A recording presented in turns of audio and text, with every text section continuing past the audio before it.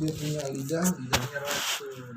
Sebab sekali dia mengeluarkan fitnah, maka beresiko dia akan mempunyai kesengsaraan yang sangat pedih. Gitu. Nah ini ternyata sebagiannya kita dapat di sini. Man syatama imro'an, siapa orang yang suka mencaci maki seorang min ahlil ilmi, dari seorang ahli ilmu, yaitu ulama disebut, di kalimatil jima, dengan satu kalimat fitnah isinya adalah jima, artinya dia memfitnah seorang ulama itu berbuat mesum, yakfuru, maka orang tersebut dikatakan kafir. Ya, meskipun dia muslim tapi dia udah berstatus kafir. Kenapa demikian? Karena memfitnah seorang ulama. Serem, itu nggak boleh. Kemudian ada lagi idza kana yaumul qiyamati yu'ti bi arba'ati nafari inda badal bi ghairi ru'yatil lisan. Kata Nabi, nanti di hari kiamat ada 4 golongan manusia. Dia posisinya di pintu surga. Dia masuk ke pintu. Kemudian wal azab, dan juga di 4 golongan manusia enggak diperiksa, enggak juga dapat azab. Yang pertama, orang alim yang dia mengamalkan ilmunya. Yang kedua, orang yang pergi haji, yang pergi hajinya itu amalannya nggak rusak, artinya hajinya haji mabrur. Itu 2 orang yang masuk ketika terjadi hari kiamat, hisab tidak diperiksa, azab tidak disiksa. Ya kan biasanya orang masuk dulu tuh, diazab dulu, udah bersih baru pindah. Ini enggak, ya, satu golongannya adalah orang berilmu tapi mengamalkan ilmunya. Yang kedua, orang yang pergi haji, hajinya mabrur. Yang ketiga, orang yang mati syahid di medan perang. Yang keempat, orang yang murah, terus dia memberikan rezekinya kepada orang lain dengan cara usaha yang halal. Ya, kita kerja halal, sebagian rezeki kita sedekahkan. Nah ini orang yang demikian ini, hisabnya nggak ada, azabnya juga nggak ada, langsung masuk ke pintu surga. Yang berikutnya adalah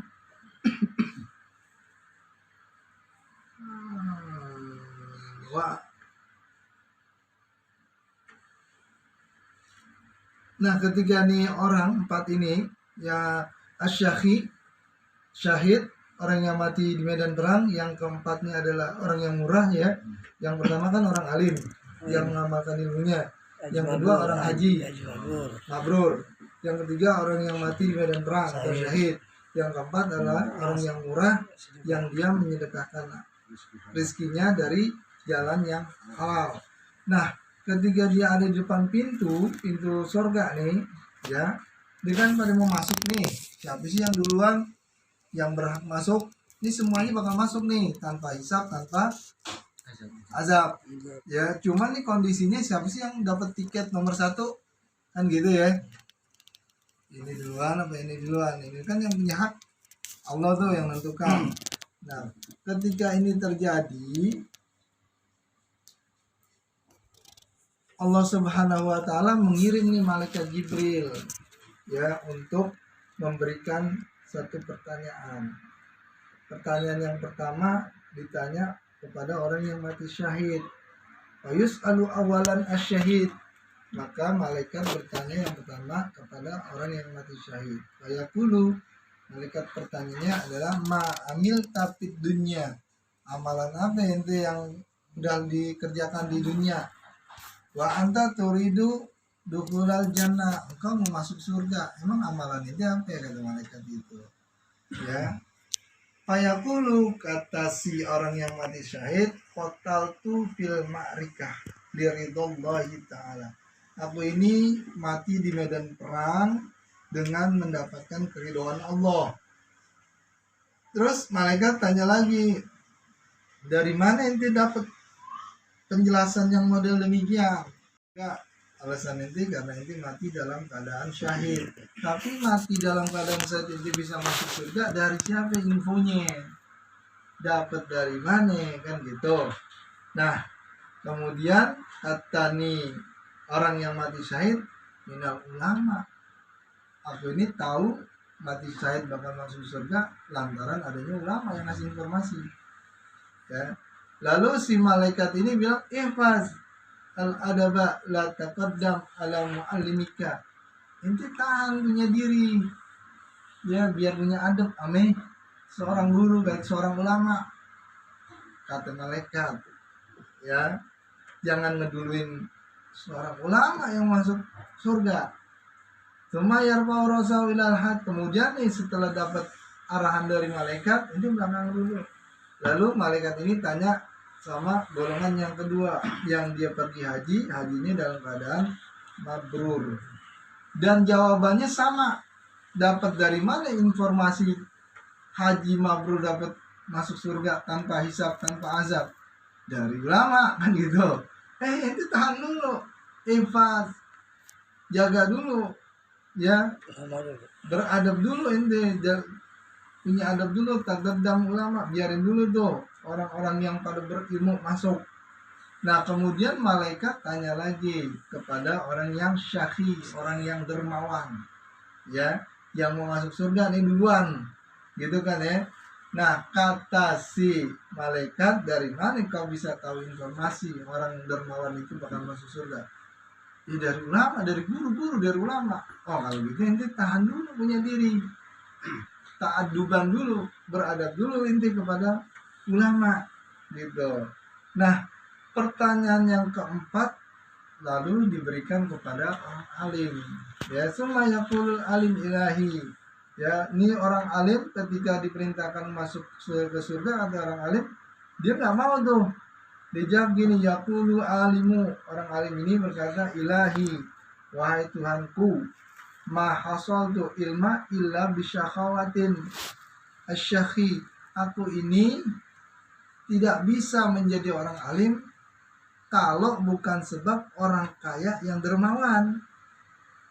Tahu gak tuh? Ya. Wa bisababi ihsanihi, dengan sebab kebaikannya tuh orang yang dermawan, aku ini jadi orang alim. Fayaqulullahu azza wa jalla sadaqal alimu. Lalu Allah Ta'ala alim ngomong gini, ya Ridwan iftahil abwabil jannah hatta yadkhulas syaqi. Malaikat Ridwan, ente buka pintu, persilakan orang yang dermawan tadi lebih dahulu masuk ke dalam surga. Ya, itu orang alim begitu, mengenal jasa orang yang memberikan itu sampai di akhirat. Makanya kalau ada orang yang lagi belajar di Hadramaut, di pesantren yang mandek, ya, terus diperhatiin sama pemerintah yang ada, ini rezim pemerintah ini nanti yang bakal lebih dahulu. Ini kan cakupannya kuat, kan luas, bukan maknanya inti pribadi, enggak, tapi sekup-sekupnya ada pemerintah instansi mempersilakan beasiswa, ya kan, beasiswa masuk. Ayo yang mau ke pesantren kemana silakan nih, ada program beasiswa bebas semua sama sekali. Nah nanti ini yang udah pada diberangkatin, ya ketika lagi terjadi hari kiamat, dia pada mau masuk, ada nih hujah pertanyaan gini, dan ini akan kita tahu nanti. Sekarang kan kita dapat informasi gini sebatas kalau kita bilang kejadiannya nantilah, kapan tahu, yang pasti nanti bakal sampai, kita bakal dapat nih. Iya benar tuh. Kita lagi ngaji tuh ya kan. Bener, dulu gue dapet nih lagi ngaji di pesantren. Kita punya sebagian rezeki, sebab kita nanti bakalan dapat syafaatnya dari gini. Ya nggak bisa nih begini kalau bukan lantaran KRT 01, KRT 02, RW 010. Ya Pak Lurah, belum lagi orang yang menjaga tuh bagian humasnya, dapat rantai ada. lu dulu aku masuk, kata enggak, gue nggak bisa masuk nih. Gue kalau nggak ada lu gue nggak jadi pintar nih. Ayo ente duluan deh, baru ente, baru aneh dah, baru aneh, baru yang pergi haji, baru yang orang yang mati syahid. Sebab kualitas melawan hawa nafsu itu terjadinya lebih besarnya di orang yang menderma. Kan berat orang, berat ngeluarin duit. Apalagi kalau memang kondisi lagi susah, kita susah, orang susah, kita mau ngasih kita susah. Belum makan, belum makan mau. Iya, dia belum makan, gue juga belum makan, keluarga gue belum makan. Jadi timbul akhirnya pertimbangan. Lewat itu bang. Itu kan terjadi apa? Terjadi apa namanya?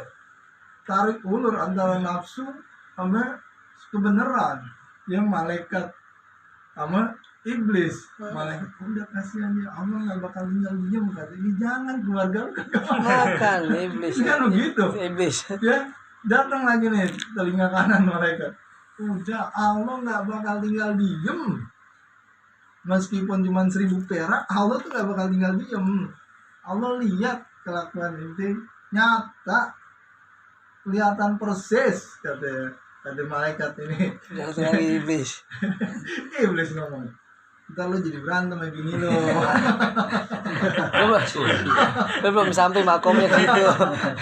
Iya, makam lo belum Belum sampai udah makan lu. Aku dari mana? Setan lagi. Agar orang yang keluar itu tidak menjadi ikhlas. Nah, ketika disebut, diomongin, diceritain, di nyap-nyap kemana-mana itu. Iya. Betawi bilang ya, Iya. nyap-nyap, diceritain kelilingan. Gue ini orang pas malam kemarin duit gue cuma sekian, keluarga gue belum makan, ada minta gue kasih, gue kasih. Ini hancur udah, ria udah hancur udah. Jangan belakangnya bukan ria nih. Nain. Biar ini berbagian gitu biasanya kan. Sharing. Bukan ria nih, gue dulu pernah. Menyatakan bukan ria aja udah salah. Udah hancur, kan biasanya begitu. Bukan ria sih. Setan lebih pandai kan, setan lebih pandai.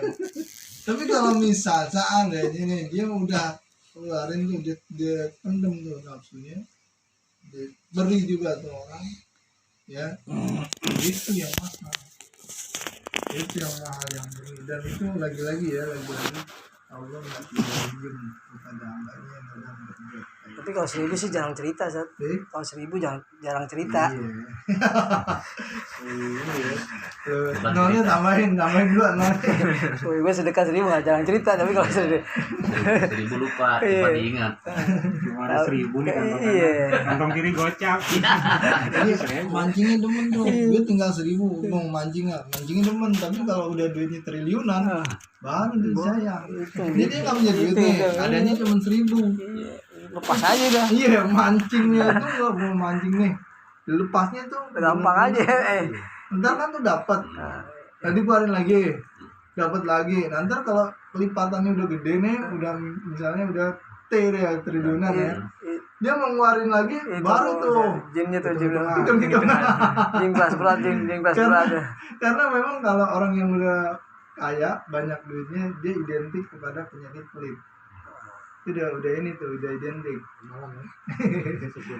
udah ini tuh, udah hukum alam penyakit. Tapi kalau orang yang nggak punya duit, ya orang nggak punya duit nih, dia maunya lebih. Karena setan tahu, gue mau godain gimana orang pelit. Orang pelit, orang susah. Dia ngasihnya beneran.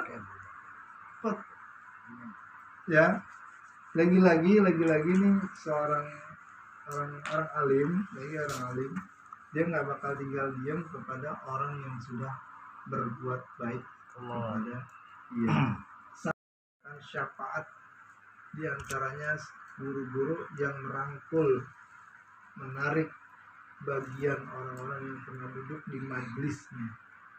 Ya, seumpama Anda punya guru, melihat aneh nih belum masuk, ditarik. Guru Anda punya guru, dilihat nih muridnya belum masuk, ditarik. Gurunya guru punya guru, dilihat nih belum masuk, ditarik. terus sampai mentok nanti kepada Rasulullah SAW. Wah, Ya. Jadi itu kita paling enggak memang beginilah. Dia mengatakan aneh belum masuk, ditarik.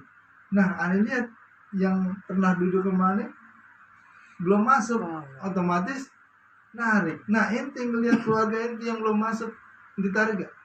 Narik. Kait mengkait. Nah iya, mata rantai.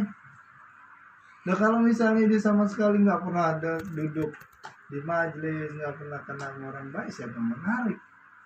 Dia nggak kenal.